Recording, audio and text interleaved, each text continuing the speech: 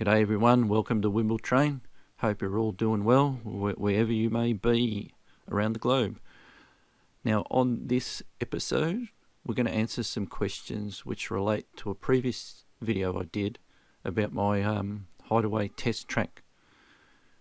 Now if you haven't already seen that video and you think it might be of interest to you, then I will leave a link in the description. You can also go to my channel, and it was 2 videos back from this one. So the comments I received were from Chris of Bognor Regis, Chris's Engage YouTube channel, and he posted a few queries there, as you can see. So we'll answer these one by one, and we'll move on and have a look at what his first question was. Now question 1, what size is the curve? Now I'm using the Kato Unitrack Engage, and on the diagram there you can see I've actually used 4 pieces of the 2mm radius 45 degree curves, which is they come in a pack of 4, part number 20-110. Now the span of the track was about 590mm. So I've put it on a 600mm wide piece of board, so I've got a little bit of room either side.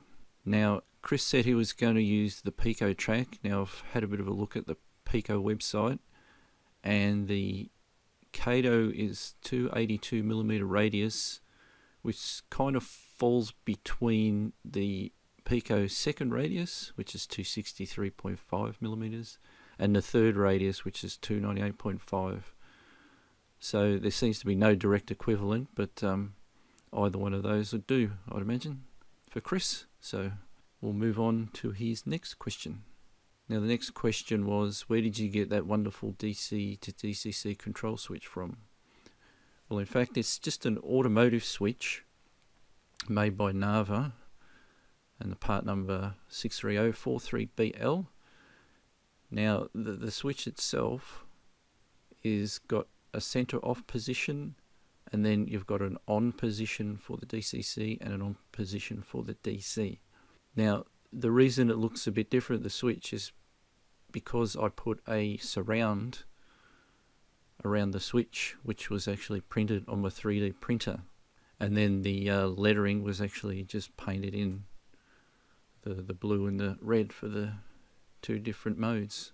So I guess, Chris, if you want, if you're going to go down this route and want the surround, I can probably print you one up and send it to you if you like. Now the actual switch doesn't have to be exactly that one that I bought, but any automotive switch will do, which does the same thing. And as I said before, make sure it's an on switch, and importantly that the on positions are not momentary, because there are some where, say in the DCC position, you've actually got to hold it down to operate. So you don't want that kind of a switch. You want one that just clicks on either side and then switches off in the middle. So now we move on to Chris's last question, and he wanted a wiring diagram. So I've included it there on screen, as you can see. And you'll notice that that's the actual bottom view of the switch. You'll notice that if the switch up the top is operated in the DCC position, the wiring for the DCC controller is actually on the opposite side of the switch. So just be careful with that. So if you wire it up like that, you should be okay. So the center 2 pins go to the track. Now the polarity is completely up to you, how you connect it up to your track. And then the 2 outer connections, one from the DCC controller and one from the DC controller.